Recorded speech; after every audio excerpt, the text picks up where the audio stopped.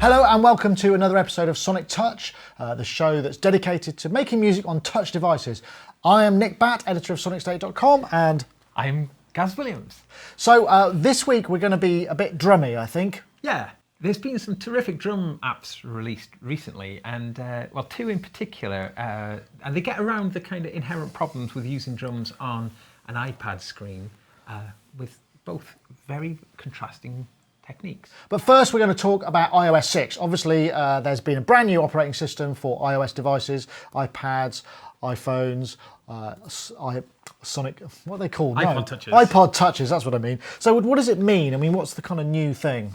Well, I remember when iOS 6 was first announced at the developer conference, they were talking about inter-app audio. Now, we haven't seen anything of that yet, but the new GarageBand, which also came out yesterday, does have a kind of, it's something like maybe they're preparing it for something in the future. It's not, the functionality isn't there yet, but you can run it now in the background while in record mode. So, of course, there is Audio Bus, which, if you've been following, has also been approved by Apple. So there is going to be a whole bunch of inter-app audio coming our way soon. Aside from that, we can't think of a huge amount of other stuff. I mean, there's going to be things like more background audio, inter-app, multi-channel audio support, which is going to be much closer. So if you've got audio interfaces that work multi-channel, that will presumably become more integrated. But really, the big deal is the list of supported devices, because that's kind of dropped off. My lowly iPad 1 is not supported by iOS 6.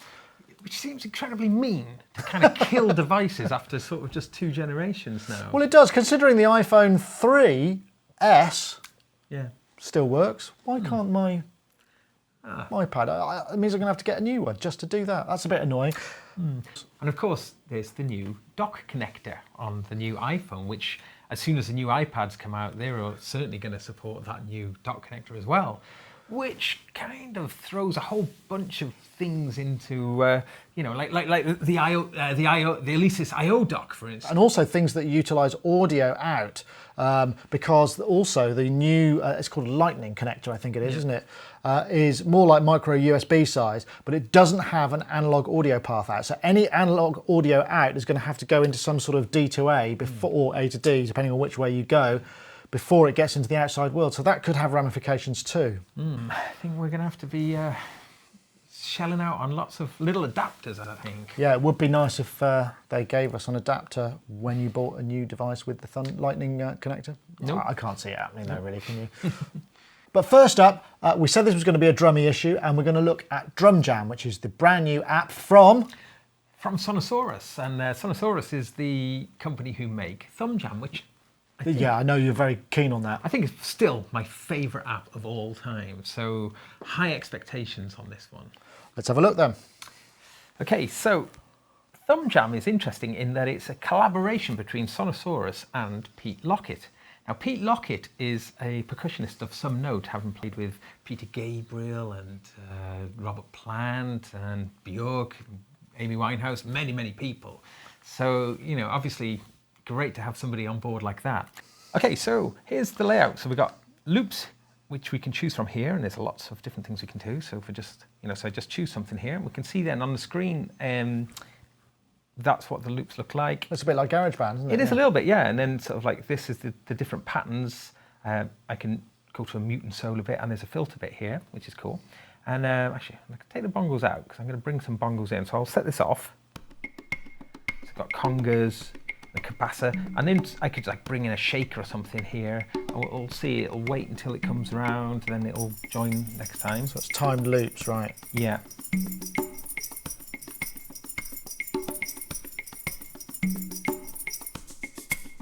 And then so you move them around until you kind of find patterns that you like. Now, the interesting bit is this like live performance area at the bottom here. So we can choose what instrument that we want from this list on the left, and there's lots of different things we can choose. I'm going to bring in some bongos, and the way you do that, you just literally click and you just drag them on and drop them onto the area here. Now, this is what's quite interesting because I could just have them as just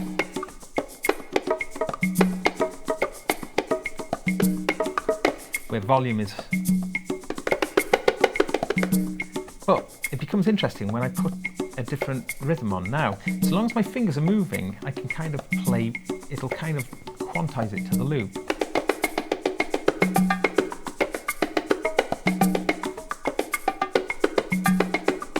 Oh, wow. Your very own drum circle. Yeah. So it's as though the left hand is, so the left drum would be on the left hand side and the right drum would be the right side. So you can kind of go back and forward. But really cool is if you go fast, you can make it go, you can put like fills in. So watch like this.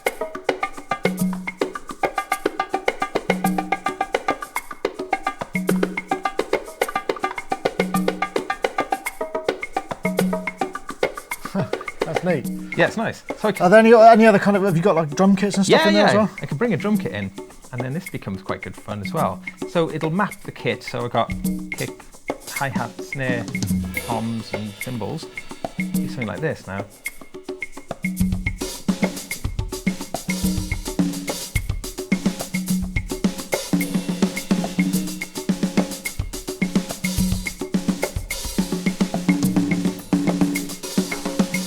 Cool.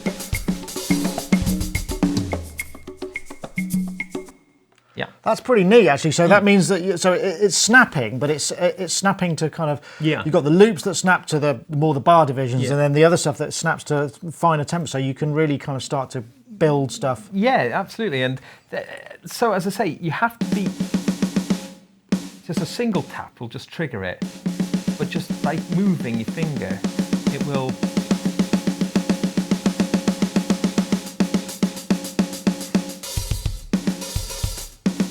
And I've not actually seen that technique before. So you get that kind of extra animation, yeah. Yeah. So okay, what else can we do? Sadly, you can't create loops out of what you can't make loops to put into the loop browser, which I think would be cool. But I mean, the quality of the sounds from what I can hear are actually pretty nice, and there's a bit of smack to the snares, and it's all been kind of beautiful. I mean, it must have been a hell of a job recording all of this lot and getting it in there. Yeah, absolutely, and. You know, I think it's actually very interesting if you're interested in percussion. I mean, Pete Lockett's obviously one of the world's top players, and to sort of be able to sort of actually, you know, just explore the different grooves and what each of these drums do is actually in itself is a really wonderful thing. Then to be able to actually turn it into a really usable instrument as well, I think makes it really cool. Presumably, there's possibilities for in-app purchases and extra sample packs and all those kind of things, right? Well, I haven't seen anything like that yet, but I guess there would be. There is pretty comprehensive options, and we've got like a really good MIDI, you know, like ThumJam, really. You know, lots of configuration. We can sync it, we can clock, we can export loops, we can trigger via MIDI as well. Yes, we can. Yeah. So and we have got like a record, so we could record our performance. And there's quite a nice function here. So I'm going to drop it into recording. Now it's waiting for me to start. So it'll either if I start playing or press play, and then it'll start recording. So we'll just start it. Loop will come on. I'll bring the drums in next bar round. So.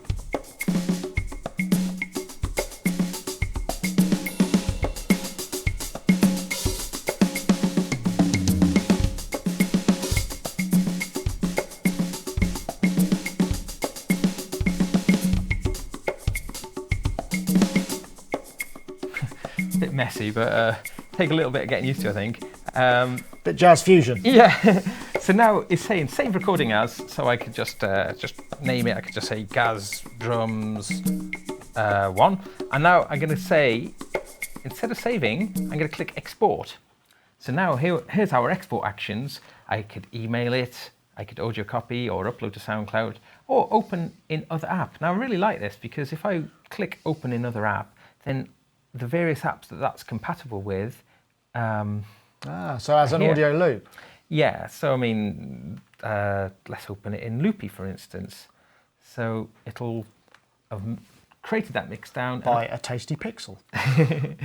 And then it'll bring it in, the tick, and here's our loop here.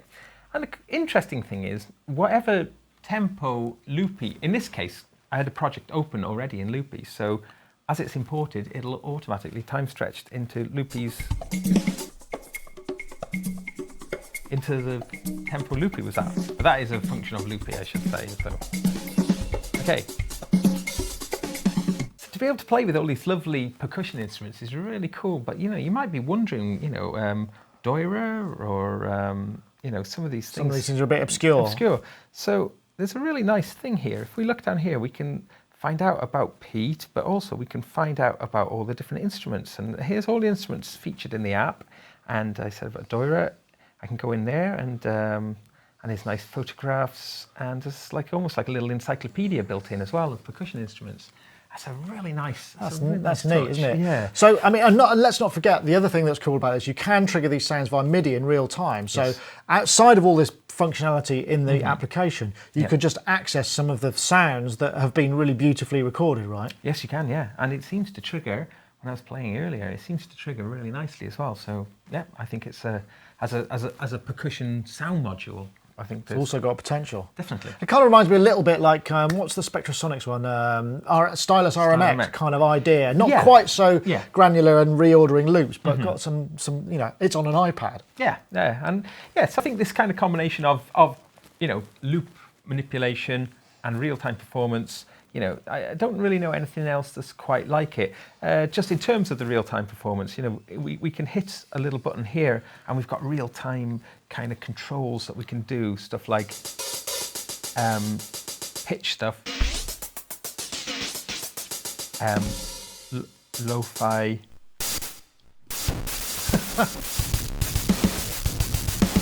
crush, make it nasty.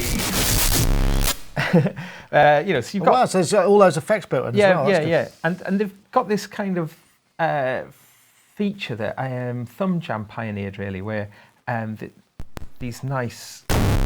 I really like the way that these kind of fader things work. It's kind of very playable, very musician-friendly. Yeah, I mean, the thing about DrumJam, I remember there was lots of real-time potential. Is there any kind of tilt and sway and stuff like that with this, I suppose? Ooh, I haven't seen any, actually. But as I say, with Sonosaurus's, you know, other app, DrumJam, you know, you do get an, you know, terrific amount of you know, of options and stuff. There's one thing here I would think is quite fun though. I'm going to turn Ed the drummer on. Now, with Ed the drummer, Ed the drummer is a little animated drummer, and then we can, like if I bring in like a darbuka or something, or actually a djembe looks like what he's playing there. I'll give him that, and then you've got nice little animation now.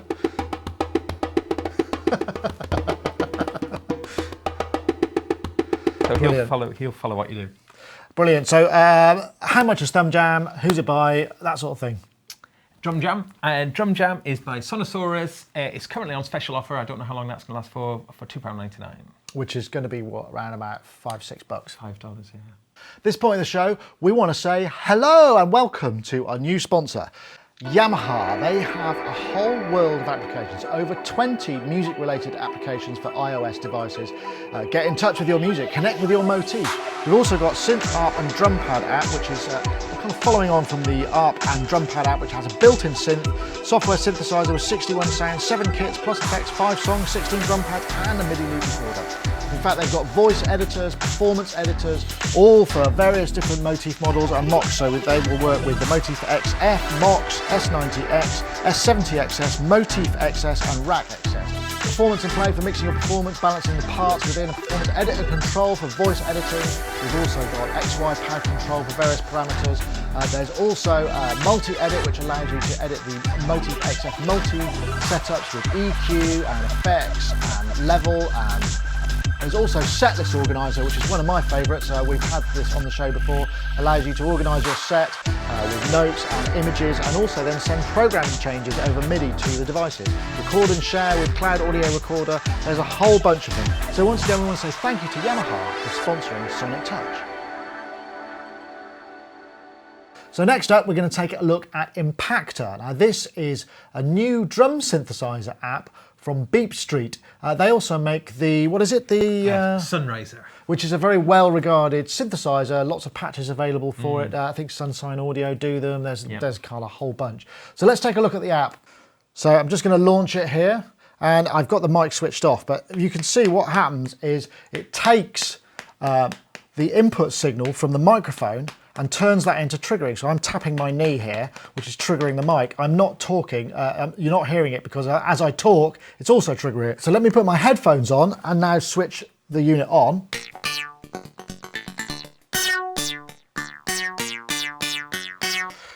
And that gives you an idea of like, it's playable. It's kind of like a wave drum in that sense. So now I've got 6 different sounds in here.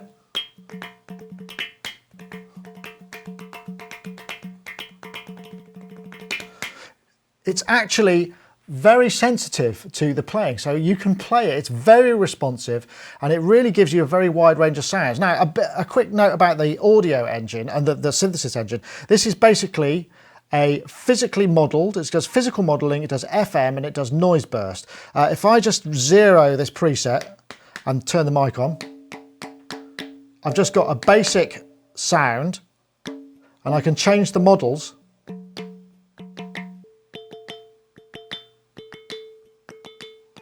from 8, or I can go to a harmony one, and you can hear there's a little harmonic there, or I've got a noise burst, which gives me all sorts of possibilities. And there's a kind of sine wave, regular synthesis ones as well.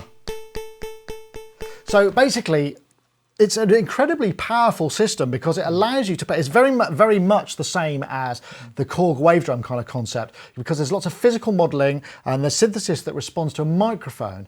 And that is quite powerful. It makes you feel like you're really playing an instrument. You can just put this thing on the desk, stick some headphones on and start whacking away. And there's also a loop recorder. And if you just come to the screen a sec, if I just choose a new sound for that, I'm going to go to small Darabuka, switch the mic on. It's now playing, so.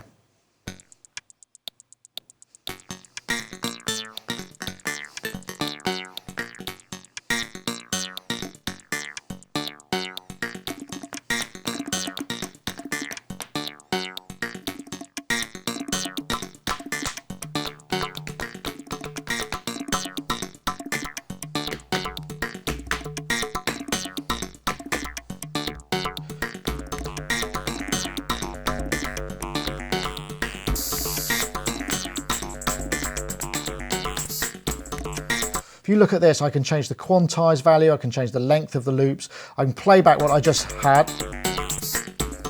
So that's what I just recorded, but now I can also start a new live recording, which would, if I start this and I'm ready to go, I go bang, I can solo, I can mute,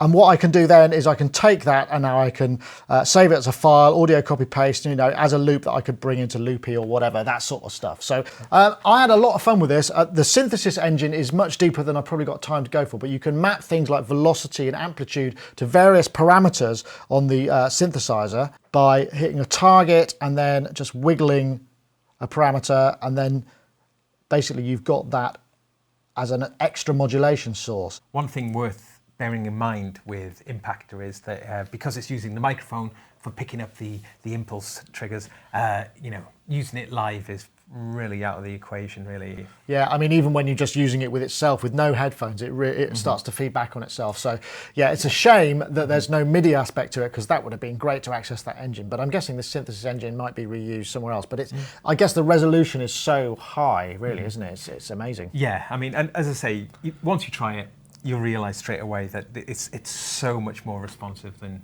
you'd probably think.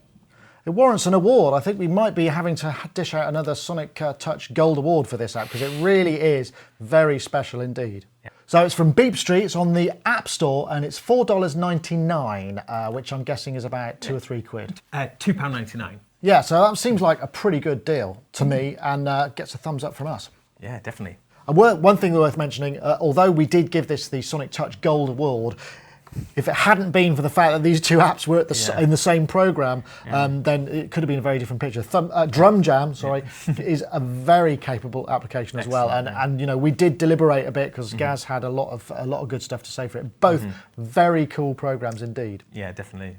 Yeah, so please do keep the comments coming. We do take them seriously. And also, not only that, but crowdsourcing applications that we should look at is really helpful, because we do try and stay on top of things, but there's so much stuff coming out that it's really hard to do that. Yeah. So that's about it now. So That's it for this week. Yeah. Thanks very much for watching. See you next time.